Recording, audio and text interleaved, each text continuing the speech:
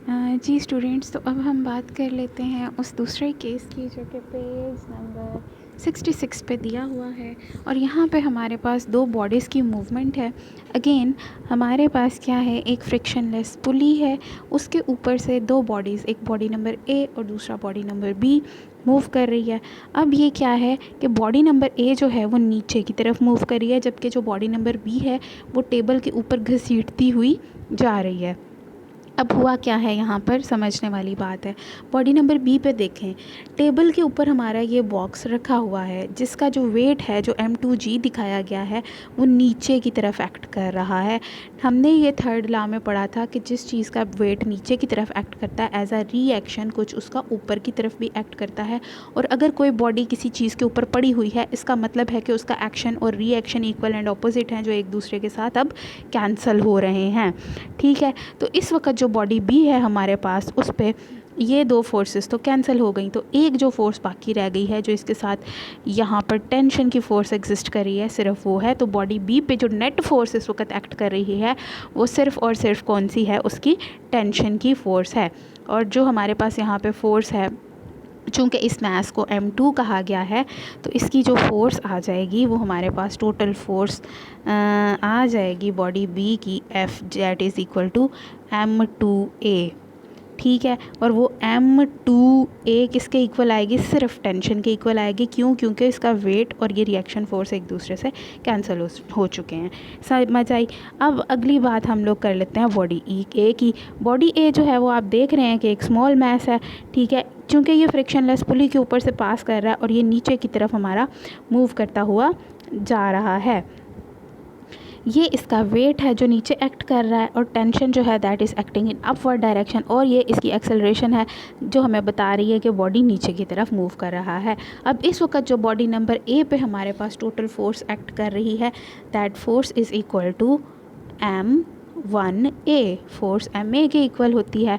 ठीक है, और ये जो M1A है ये किसके इक्वल आएगी, M1A will be equal to किस के, ये टेंशन और वेट के इक्वल आएगी। तो ये हमारे पास जो बॉडी नंबर ए पे बन जाएगी वो हो जाएगी M1G minus T, M1G minus T. इस तरह से इसकी ये दो इक्वेशंस कैलकुलेट होकर आ जाएंगी। हम लोग अगले पेज पे अब इसकी बात देख लेते हैं। यहाँ पे यही बताया गया है हमें, according to the Newton's second law. ठीक है, ये देखें यहाँ पर ये हमारे पास वही पहली इक्वेशन कैलकुलेट होकर आ गई। यहाँ पे उसने वो बात कर दी, net force acting on the body A that is equal to M1G minus T is equal to M1A। ठीक हो गया।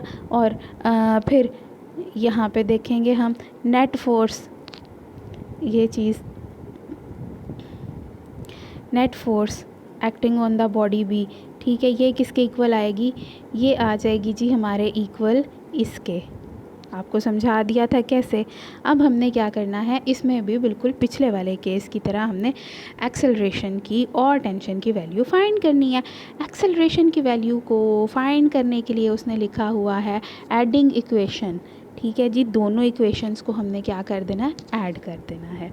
सही है, तो देख लेते हैं। सिंपल सा काम है इसको ऐड करना। कैसे ऐड करना है हम लोगों ने, ये मैंने ऐड किया हुआ है। देखो ये लिखा हुआ मैंने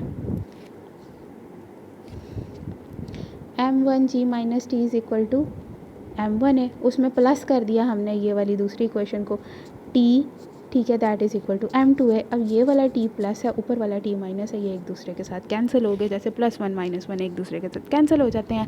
तो यहाँ पे सिर्फ नीचे क्या आ गया, नीचे हमारे पास आ गया M1G that is equal to M1A plus M2A।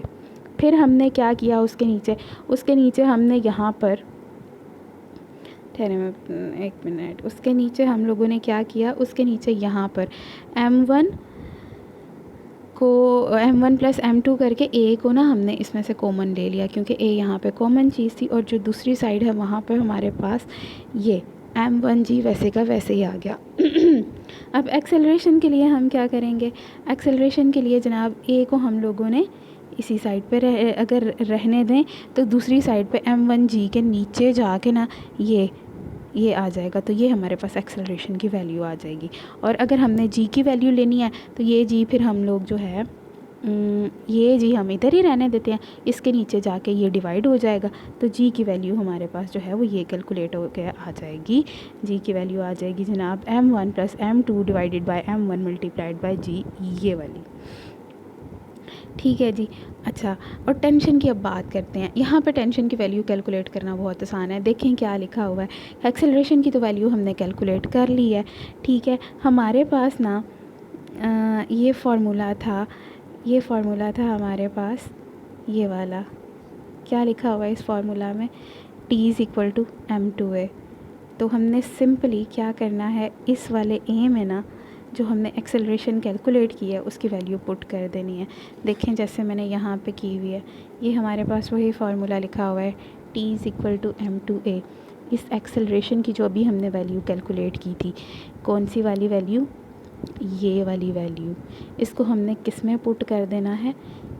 इस वैल्यू को हमने इस वाले ए में पुट कर देना, और ये मैंने नीचे किया भी हुआ है, आप देख रहे हैं। T = m2 वहीं पे, और ए की जगह हमने लिख दिया m1 divided by m1 + m2 into जी। अब ये m2 अंदर जाके मल्टीप्लाई हो गया, तो ये बन गया T = m1 m2 divided by m1 + m2 multiplied by g. ठीक है, तो ये जो टेंशन की वैल्यू थी ये हमारे पास ये कैलकुलेट होकर आ गई। ठीक है, अब इसी का न्यूमेरिकल भी देख लेते हैं। देयर आर 2 मैसेस, 2 मैसेस हैं 4 kg एंड 6 kg। अब इस केस में उसने 2 मैसेस लिए हैं 4 kg और 6 kg। तो चूंकि हमने छोटे वाले मैस को जो है वो मैस नंबर 1 यानी ए कंसिडर किया था, तो ये हमारा 4 kg है, और 6 kg जो है वो हमारा m2 है। सिंपली इनके हमने कैलकुलेट करनी है टेंशन और एक्सेलरेशन। इनकी वैल्यूज़ यहाँ पे और यहाँ पे पुट करें। डाटा में लिख लीजिएगा जी की वैल्यू भी, डाटा में लिख लीजिएगा, ये जी की वैल्यू है, जी = 10 मीटर पर second square gravitational acceleration. Values इनमें फार्मूलाज में पुट करें और आपका जो है वो आंसर आ जाएगा। ठीक।